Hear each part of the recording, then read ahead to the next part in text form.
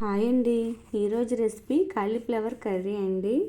ముందుగా స్టవ్ పైన గిన్నె పెట్టి వాటర్ పోసి కట్ చేసుకున్న కాలీఫ్లవర్ ముక్కలు వేసి కొద్దిగా పసుపు ఉప్పు వేసి 2-3 నిమిషాలు ఉడికించి వేరే ప్లేట్లోకి తీసుకోవాలి.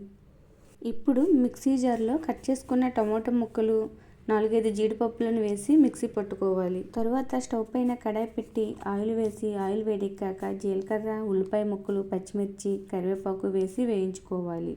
ఉల్లిపాయలు వేగిన తర్వాత అల్లం వెల్లుల్లి పేస్ట్ వేసి పచ్చివాసన పోయేదాకా వేయించుకొని మిక్సీ పట్టుకున్న టమాటో పేస్ట్ వేసి కొద్దిగా పసుపు, కారం, తగినంత ఉప్పు, ధనియాల పొడి వేసి అంతా ఒకసారి కలుపుకొని 2 నిమిషాలు మగ్గించుకోవాలి.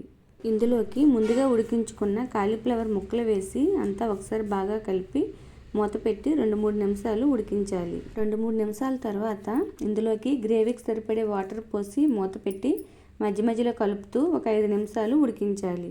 చివరిలో కొద్దిగా కసూరి మేతి, కొత్తిమీర వేసి కలుపుకోవాలి. అంతేనండి. నచ్చితే లైక్ అండ్ సబ్స్క్రైబ్.